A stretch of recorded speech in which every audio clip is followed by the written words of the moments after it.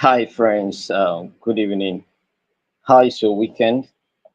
I believe you're having a wonderful time from the break, and would like to welcome you for today's training. I would also like to apologize for not meeting up with the training yesterday.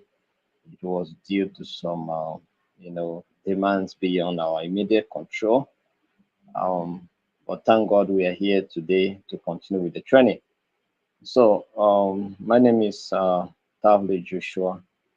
I am the registrar of the Institute of Global Peace and Conflict Management, and your always facilitator are here to do justice to that which is to be done. So, I'd like to welcome all of you for our free 1 month professional diploma training in peace and sustainable development. This training is being provided by the Institute of Global Peace and Conflict Management for free for those that are following us on YouTube and on our Facebook. So if you are not following us on Facebook or on YouTube, please do so that you can stand a chance to benefit from this training. Uh, it's totally free from training to certification. It's totally free. And of course, by next week we'll be running up this training, and by first Saturday of November, they'll be taking their examination. So we expect those that have been part of the training to not relax, to persevere until they finish strong. Thank you very much for always taking time to be part of this training, Mr. Paul. Thank you for always being punctual to connect, Mr. Nosakale Nosakari. Thank you for also uh, being punctual, and Ella. Ella also thank you for always being punctual. Patient, thank you for connecting. So we appreciate all of you for taking time to be part of today's training as well. We hope that we're going to have a wonderful time to discuss issues that matter today as well. Today we'll be looking at some interesting issues uh, based on what we have been discussing. We have been looking at peace and sustainable development. We are in module 7 now. We're in module 7. And in module 7, we're going to look at unit 1, right? Unit 1 of module 7. And we'll be looking at something interesting. We'll be looking at gender, peace, and sustainable development. All right? We look at gender, peace, and sustainable development. These are vital components of what the society is trying to address at the moment now. So we'll be discussing them here: gender, peace, and sustainable development. How does conflict influence, uh, impacts gender, and how does gender also influences conflict in our society? What is their contribution in terms of peace building? All of these questions, we'll try to ask them and answer them while we dive into this issue that we want to consider here today. All right, so we look at the issue of gender, peace, and sustainable development. You can all agree with me that gender gender influences conflict, as well as also conflict influence gender or impacts gender differently. Do you understand? Now, the fact is that men, the gender we call masculinity, they are they causes more harm to peace than the feminism. Do you understand? Because women are more peaceful when it comes to comparison. Women are more peaceful when compared to men.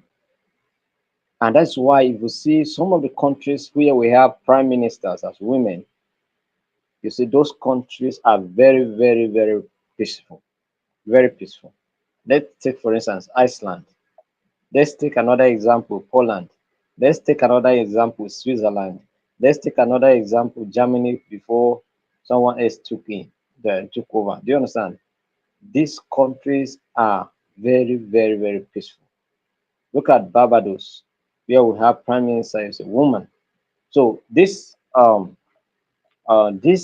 countries are peaceful because the gender that is leading those countries, you know, are tuned to peace. Do you understand? They are by nature designed to be peaceful more than men. And so countries where men are ruling, you don't see Israel, where the prime minister is a very strong man, right? Very powerful man.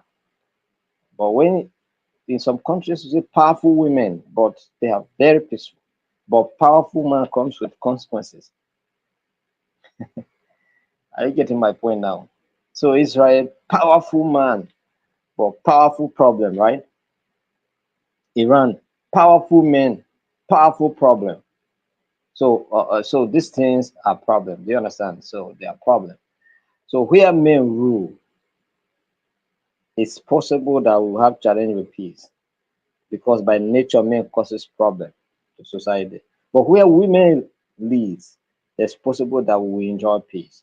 So gender influences conflict, and conflict in one way or the other also impacts gender differently. Because we say that in every conflict situation, women and children suffers the most and the aged. Do you understand? The old people, the women, and the young children or children suffer the most when it comes to conflicts. Do you understand?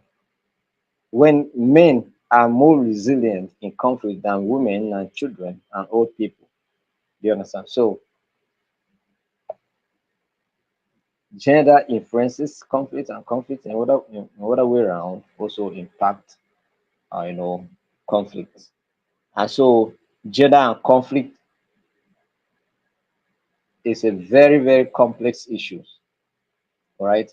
So when we look at their role and the influence, the identity and the influence, do you understand? So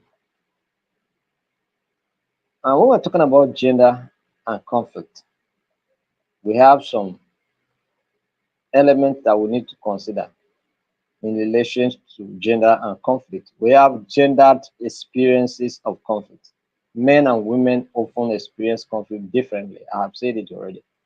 Women may face gender-based violence, such as sexual violence, during armed conflict, while men might be more likely to be combatants. Do you understand? So, when it comes to rape issues, it's women that suffer it. Do you understand? They suffer it. All right. Gender-based violence, they suffer it. Sexual abuse, rapes, and all of that. Do you understand? Genital mutilation and all of that are issues that associate with um, war or conflict, conflict zone, these things are possible. You understand? And women are at the receiving end of these things. So gender experiences of conflict. So men and women have different experiences when it comes to conflict. Men can stand and withstand the pressure that comes with conflict, but women break down. They understand they suffer the most. They get more vulnerable in times like that. Then we'll talk about the impact on vulnerable groups. Of course, women are vulnerable, the aged are vulnerable, and of course, the children are also vulnerable. And we have other vulnerable groups like the LGBTQ, all right, other individuals with certain peculiarities and all of that. So these also have suffered different impact when it comes to gender and conflict issues. Then we'll talk about the role of women in peace building. The role of women in peace building. Women can play crucial roles in peace processes and post-conflict reconstruction. And I wonder why sometimes we go on special envoys and women are not included. But of recent, I have seen women going, all right. The former president of Liberia, that woman is always following, and that is a good one. Sometimes they invite her to follow.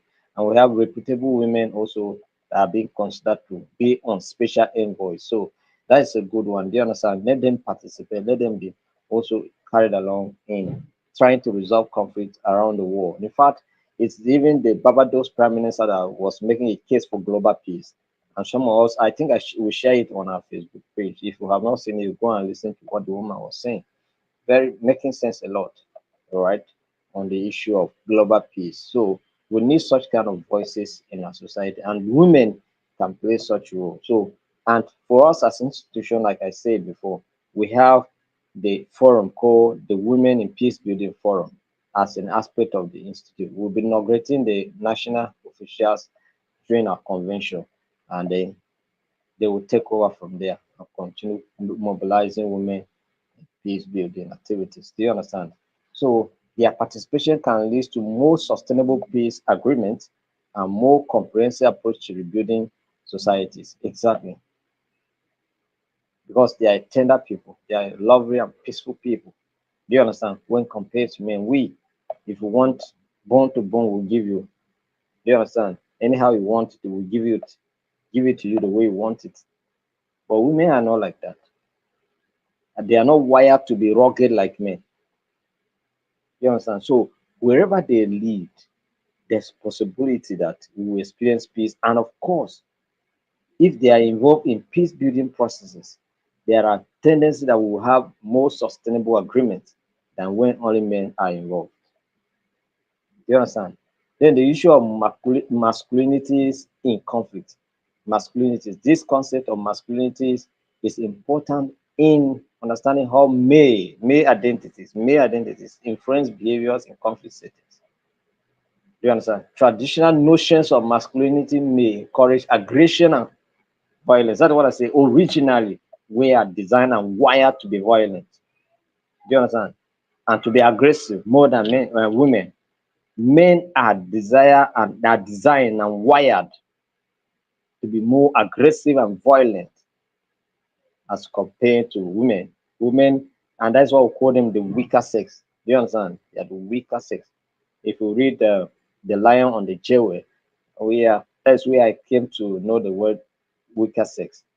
Even though Bible talk about it, but I came to know about weaker sex in the Lion and the Cherub. Do you understand? And that the book written by Wole Soyinka. Some of you might have read the book. Do you understand? So they call them the weaker sex. Do you understand? So they tend to be more peaceful than men. Do you understand? Yes, I can have seen some women that iron benders. Do you understand? They can carry man for head, knock for ground. I have one in my area. He used to carry his husband and her husband. She will carry her husband, knock for ground.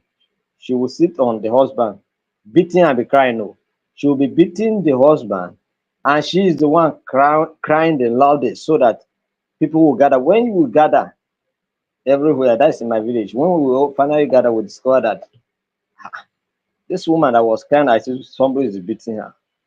She she's sitting on the husband, beating the husband, and she's now crying the most. Do you understand? That's the kind of woman she was. Yes. So she was very powerful than the man. At the same time, the weaker aspect of that was also of womanism or feminism also demonstrated in her. She will be sitting on the husband but crying. Do you understand? That's to show you how weak women and peaceful they are. Even when they are strong, they are still weak. Do you understand? They can easily be broken down. Do you understand? That's a woman for you. So men are wired more rugged. They are wired to be violent and aggressive. Do you understand? So that's why we are the rule. Tendency is that there are maybe issues here and there. Do you understand? When women can be so concerned and so passionate and so caring, but men can easily ignore certain things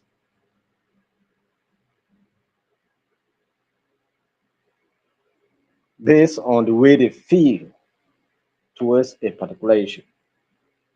So, policy and advocacy, international frameworks such as United Nations Security Council Resolution 1325 emphasize the importance of including gender perspective in peace and security initiatives. Of course, we need to Have all of them available.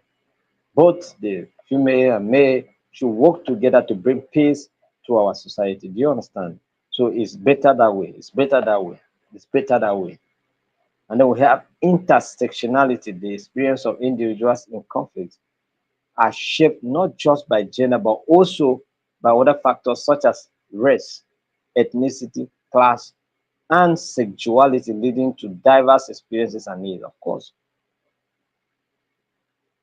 You see, even let me tell you something, sexual orientations, all right, even in Nigeria, for instance, in the northern part of the country is different from what we experience in the southern part of the country.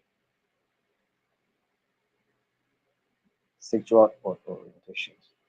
And then the issue of class consciousness is also one of the issues that can also facilitate uh, conflict and conflict experiences differently. So, but let's look at some of the gendered impacts of conflict and violence. Gendered impact of conflict and violence. The gendered impacts of conflict and violence are profound and multifaceted. They are not unidimensional. They are multidimensional. Do you understand? Affecting individuals and communities in various ways. And what are those ways? Now let's look at gender-based violence, GBV. Gender-based violence. Now, maybe some of these things we'll discuss them when we're talking about social justice and advocacy next month, and that's December course. Social justice and what advocacy. We will see some of these things more explained. So, sexual violence. That's when we're talking about gender-based violence. One of the things that comes in mind first is sexual violence. Women and gays are often subjected to sexual violence during conflict, including rape, trafficking, and forced prostitution. Forced, what do we mean by forced prostitution? When they are displaced and there's no means of livelihood to cater for them, what do you expect? They jump into what they were not originally planning to do, but they are doing it for survival. Do you understand? They're doing it because they need to survive. And some of them become victim of their situation, displaced and raped.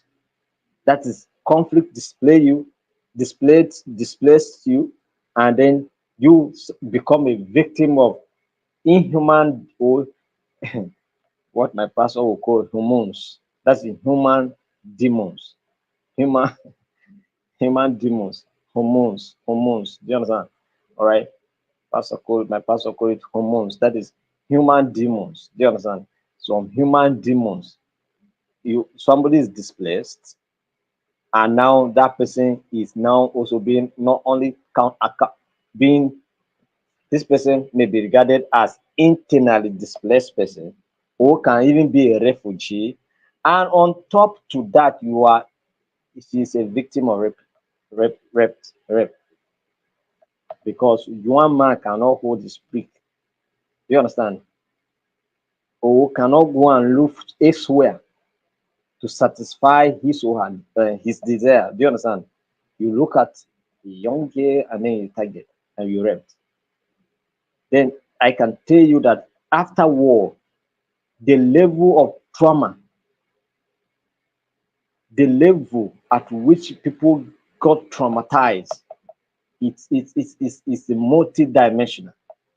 I'm talking about the issue of conflict itself is one trauma that no one can forget, because you be in your own home, suddenly you are displaced. You find yourself in a camp or on the street somewhere, stranded. In this condition, you are being raped again. What can be more? You see, this is the reason why our society is very, very wicked. Because people's experiences are not too good. And if they begin to respond to those experiences, or react, let me not say respond, react to those experiences, then other innocent people also suffer. So rape, trafficking in person. Do you understand? So sexual violence, women and gays often are subjected to these issues. So you can see experiences that is different. But we're talking about gendered impacts of conflict and violence. So you can see now that women are the receiving end of this conflict. That is whenever conflict, that's why women are always trying to avoid conflict. Because when the conflict comes, they are the ones to suffer the most. That's why a woman can beg down, lie down and beg my husband, don't fight, don't fight. I don't want you to fight. Do you understand? Why? Because they know that at the end of the day, they will be the one to even suffer it the most. Domestic violence.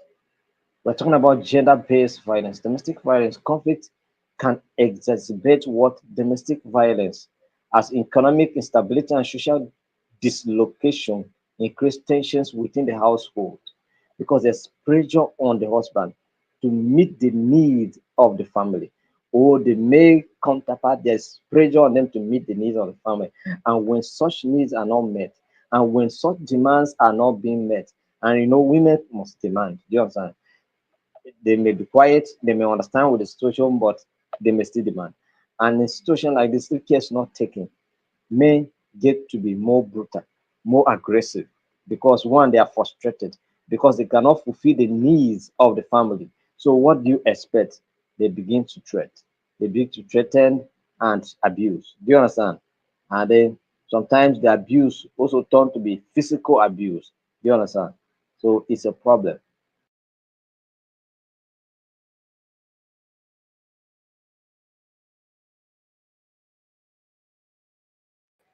All right.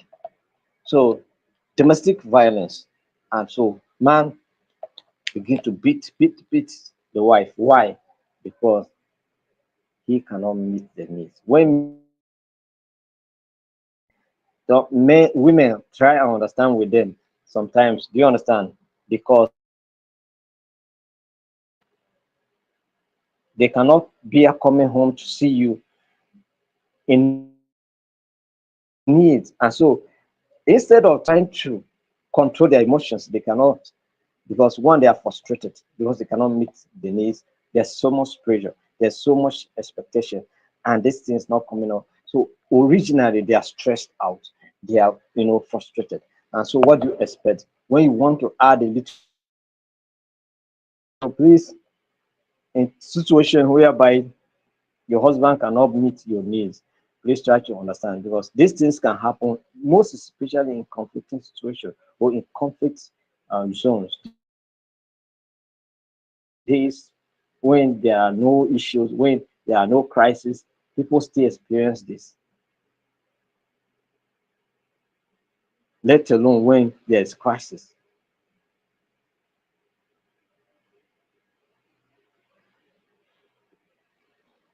Displacement and refugee status. Vulnerabilities of women and gays. That is, displaced women face heightened risk of violence, exploitation, and abuse in refugees camp. Yes, they can be exploited because women are so tender, and they wouldn't want to bear seeing their children suffer. They prefer to suffer than their children. So that they prefer, they can go to whatever extent just to protect the image and the reputation, and just to meet the needs of their children. So in this kind of situation, they may be exploited because we have some humans, that is human demons, moving around. You understand? So they can cause trouble. They can exploit such. They are heartless people that cannot control, can use that on anybody and exploit them, all right, abuse them, because they may lack also access to basic needs, healthcare, because and sometimes these are the areas where they get also exploited because those people that are to provide those services are asking for something else. So you need the services to compromise. You need urgent attention, you compromise.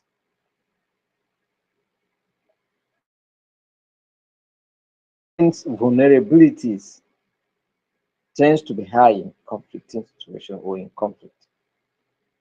Loss of what support system, loss of support system. So the displacement often leads to the breakdown of community and family network, increasing women's vulnerability. Because sometimes men, times they run and everybody's running for his or her life, forget the woman and the wife and the children behind. Run for his life. Do you understand? Economic impact, loss of livelihood. So conflicts disrupt economic activities, disproportionately affecting women who often rely on informal and subsistent economies. This can lead to increased poverty and dependency because they were doing some petty business to survive and keep the family moving. But then come the wicked conflict. Okay? No, conflict is a wicked god. Most especially armed conflict. Wicked guy. Yes. Conflict is a guy, oh, very wicked one. Do you understand? So once it comes, it disrupts everything, displace people. People lose their means of livelihood at the frequency of conflict. Psychosocial effect, trauma and mental health, exposure to violence and what instability can lead to a long-term psychological effect, including PTSD, anxiety, and depression, which may be experienced differently by men and women. But like we say, women suffer this the most. Trauma and mental health, times of crisis at whatever level, at the family level, crisis, women suffer it the most. In the community, in armed conflict zone, they suffer the most. All right, stigmatization, and then one of the problems why the crimes of war, civil crimes of war, sometimes are not being reported is because of the avoidance of stigmatization. Because somebody is being raped, but keep quiet. They don't want to talk about it because of how the society will view it. So it's better to keep quiet and behave as if nothing happened. But you were raped. And that's why we strongly support women being sent on peacekeeping mission. That is that is even if they are not military personnel, even if they are not police, in peacekeeping missions, we used to have even civilians. So it's not only the military, not only the uniform people, even civilian goes on peacekeeping missions. Do you understand? So women should be also included in good number. There's effort that have been made by the United Nations to make sure that women are being included, but yet there's still limitation. But women must be included. Why? Because in times of trying to get along with the community people, like for instance, now let's take for instance now in the northeast of Nigeria, you want to go there and talk to a lady as a man, they will not be free to tell you anything. You understand? Except those that don't care kind of ladies. But if the ones that value their dignity and reputation, they will not be able to open their mouth and tell you their experience. So that's why you have to include women, so that when matters that are concern women, women will interview them to know what happened, to know their experience during the war, and they can tell better. They can express themselves better and feel more free to express themselves. You understand? As a result, you'll be able to help the person to get out of that traumatic situation. Do you understand? But trauma issues are some of the worst experiences in times of conflict. You survive a bullet, but yet somebody's prick you cannot survive. So how do you feel? After you feel as if it's better you would have been killed than somebody trying to force himself on you. Do you understand?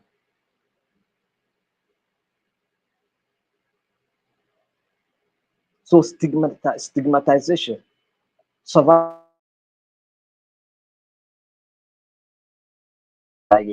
is empty. I will not marry a raped person. Do you understand? Which can lead to isolation and further psychological distress. And so by the time you get to know that, oh, these things you say just to, except you are somebody who is really, really, really well informed, somebody who is regretted, that you can express that kind of feeling and without minding anything, what people are saying. Only very few women can withstand that. By the time you go and hear your experience from somebody is talking about you, gossiping about you will not bear it. You feel like moving that location, changing that location, finding yourself way out of the situation. So political and social participation, marginalization in peace process. Women are often underrepresented in peace negotiation and post-conflict governance. When we are going on all these special envoys, you sometimes you just see one woman, plenty of men, right? That's why we are not getting it. We work or go on special envoys. At the end of the day, no result because women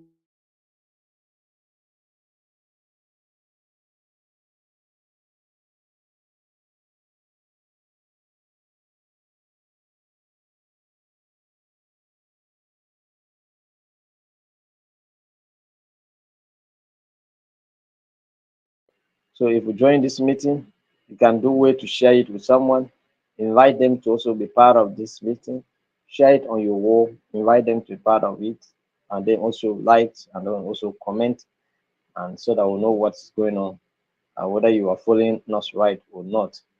Yes. No, it's not hormone, so uh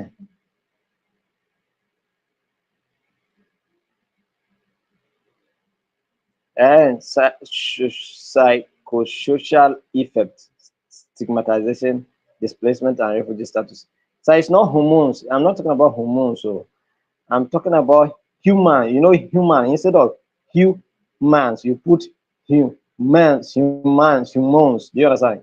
Humans, humans instead of human.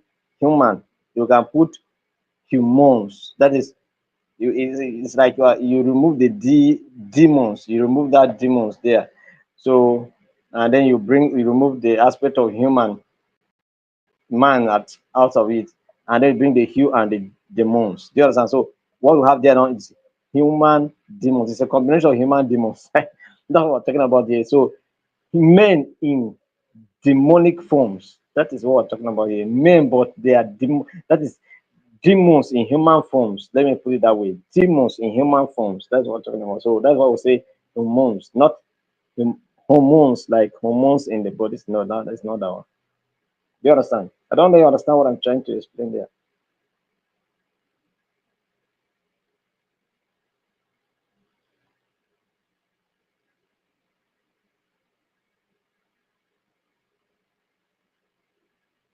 So health impact, reproductive health, conflict disrupt healthcare service leading to inadequate maternal and reproductive healthcare, which can result in increase in maternal mortality and morbidity rates. Do you understand? So many children end up dying in the course of labor. Do you understand? Because services that are available cannot just help in difficult and complex situations. Spread of diseases. The breakdown of health system can also facilitate and influence the outbreaks of diseases, and this can also affect women disproportionately. Educational disparities. Access to education. Conflict often disrupt educational service, with girls being more likely to be pulled out of school due to security concerns, early marriage, or economic pressures. Do you understand? So children, gay children can always at the they're always at the receiving end of every situation. You understand?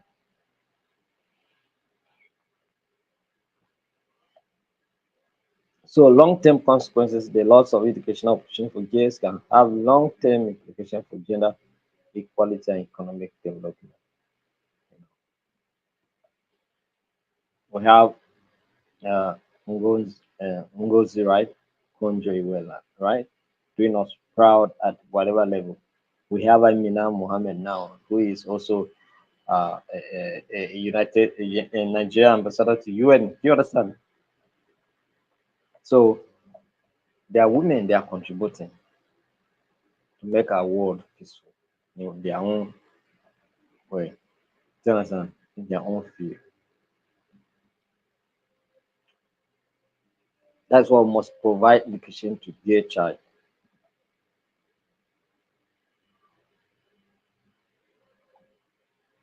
So let's look at the role of women in peace building.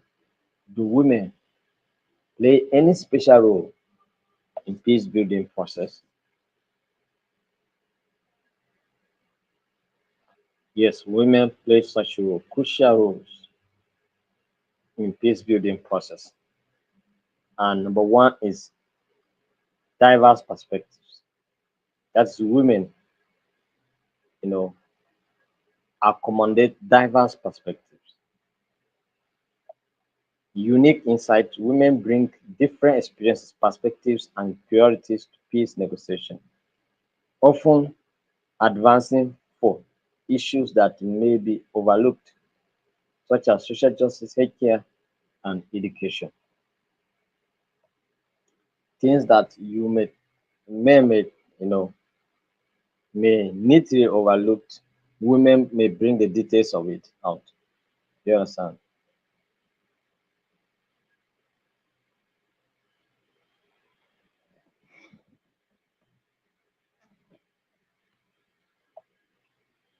Community understanding of their communities' needs and can address grassroots issues that are vital for long-term peace.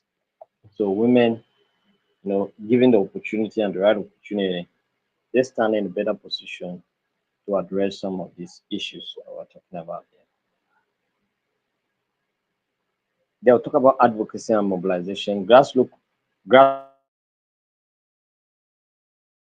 role in grassroots movement, organizing committees, communities advocating for peace, and challenging violence and militarization. So women have played this role on different occasions. We have women that are speaking out way for our society. Do you understand? They're speaking out way for our society. So we have several of them that are doing great things for our. You see, the Prime Minister of Barbados, she was making case at the United Nations General Assembly, where she even confronted the Prime Minister of Israel. You understand? And make case for global peace. So we need that. We need them. We need them.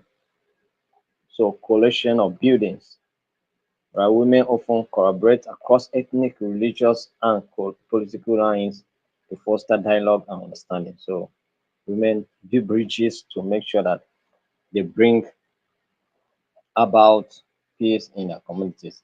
Now, let's talk about the issue of negotiation and mediation. Women play active role in mediation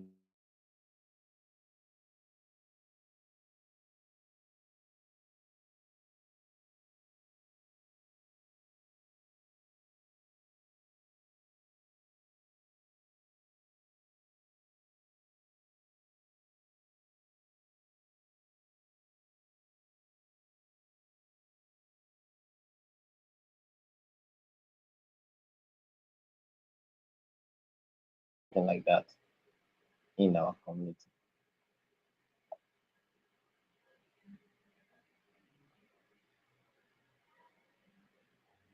Then we'll talk about Post-conflict reconstruction, leadership in recovery. Women often take on leadership role in rebuilding their communities after conflict, focusing on social cohesion and economic recovery. That's what women are doing. There are some reintegration programs. They also facilitate the reintegration of the once displaced uh, internally person or refugees. All right, making sure that after orientation, after some form of training, these people are now reincorporated or reintegrated in the society. Education and awareness. Promoting peace education. Women often lead initiatives to educate communities about peace, conflict resolution. We have so many of them. Like I have one in Anambra now. She was out there visiting secondary schools to discuss the issue of peace clubs and all of that.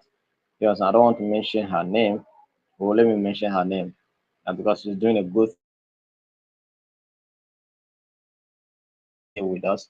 I don't know where she has joined today, Dr. Onyeka Obi. She's doing wonderfully well in Anambra, which has her peace initiative organization have a collaboration with the state government where they are even working on training the teachers. And maybe we may be in Anambra shortly for that meeting, which is intending to invite us also to be part of that meeting to come and train the teachers. Do you understand? So she's doing a lot. All right. So women can contribute in promoting peace education in their communities, and they have been doing it. I'll give you just one example. At the local level, she's doing it. Do you understand? So raising awareness, of course, women organizations frequently work to raise awareness. And of course, we promise to also support her with some of the materials, but just I was not having time to design, and I asked her for them to design so that we'll print and send it to them so that they will get the information they want on the document they want. Do you understand? So, and once they do that, we'll be willing to support them greatly.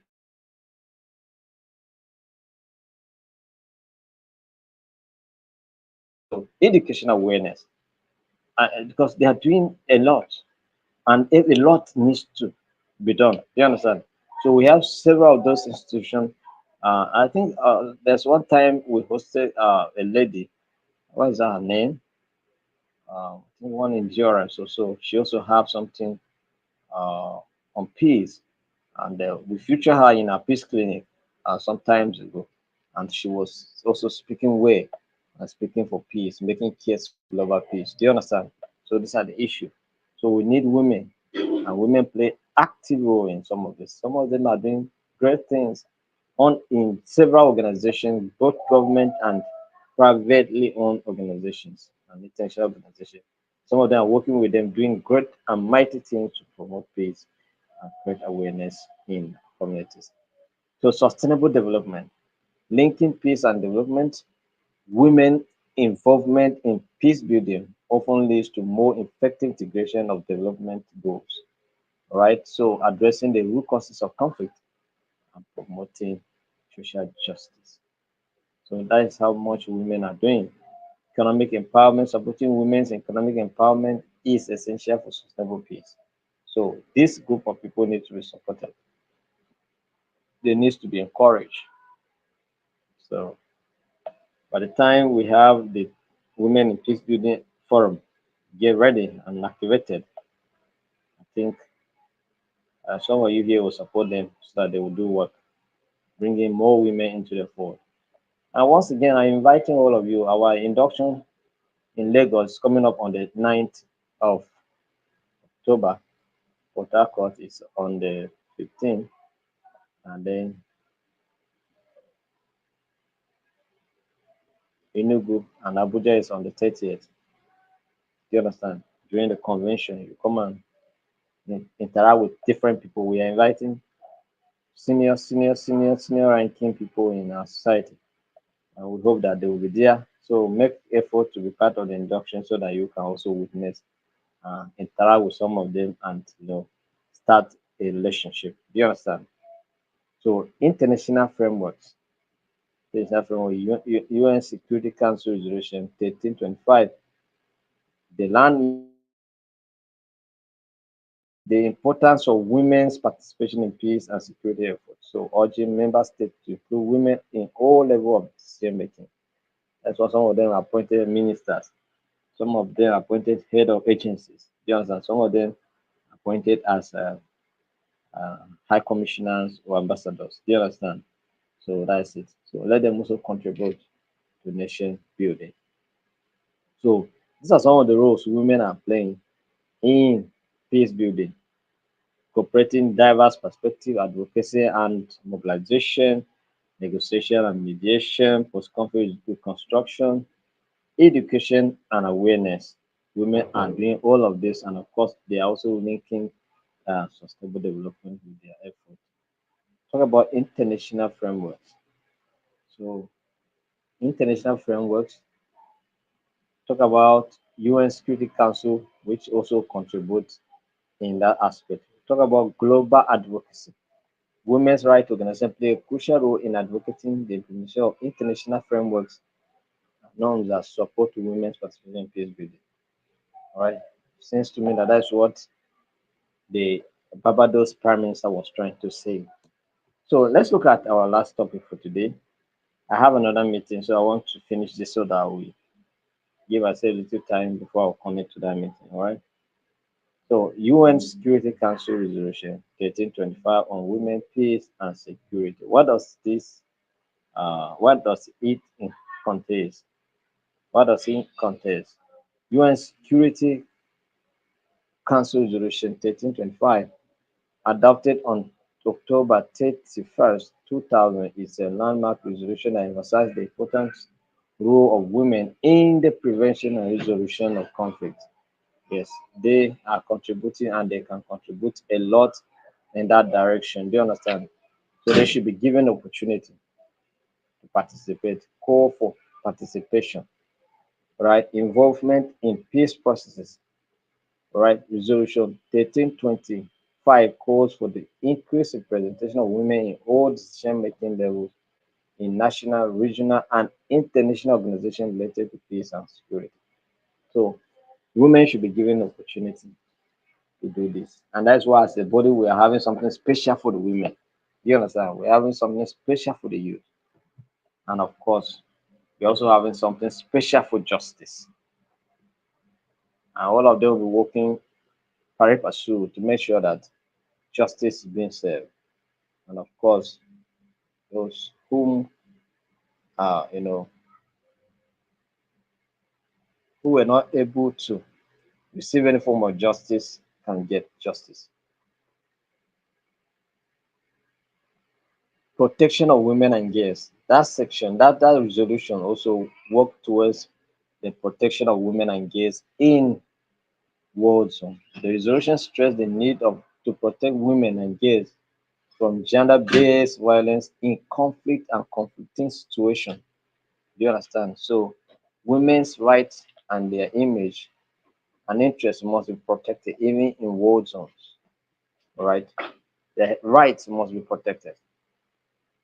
Their interests must be protected. Their need must be protected. So prevention strategies. That's resolution also bring about some, prevention strategies that should be embedded. So the resolution urges member states to adopt a gender perspective in all aspects of peacekeeping and conflict prevention strategies. So whatever you are going to do as a nation, include women to participate in preventing conflict. They can do it massively well. And that's why we are in one way or the other impacting women directly so that they can be more productive. So either you come and join the membership of the institute or continue to attend this training and gain more knowledge. And I tell you for free that you'll be able to do a lot. So if I lady here in this training, congratulations, because you will never be the same again at the end of this training. do something with this. So, training and capacity building. It advocates for the training of peacekeepers and military personnel on issues related to gender and the protection of women. So, this is what it is. Implementation and accountability. National Action Plan Resolution 1825 it encourages countries to develop and implement national action plans to operate its commitment, ensuring that gender considerations in integrated consideration integrated into all aspects of peace and security. So we need this. So women must be considered. In Nigeria, we used to have something called 40 affirmative. It's still applicable. So let's look at the framework for foundations for subsequent resolution. Resolution 1325 laid the groundwork for subsequent resolution on women, peace, and security, including Resolution 1820, 1888, 1889, and 2467. So this is what this resolution has been doing. So UN Security Council Resolution 1325 is a pivotal document that underscore the essential role of women. So women are doing a lot and they should also be treated fairly. Do you understand? They should be carried along in most of these things that we do in nations of the world. So let me go to your comment sections.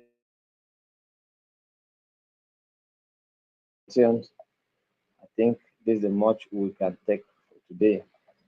So are you there? If you are there, you will let us know that you are there. All right. Any question? Any question? Any question?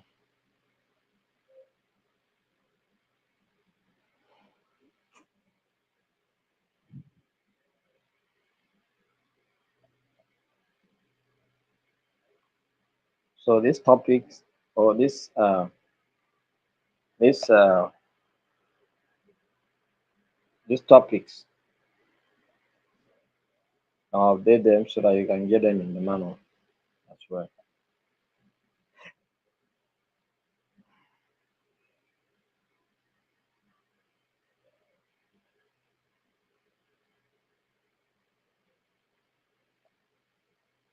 So women should be given the opportunity to participate in peace building processes and in conflict resolution.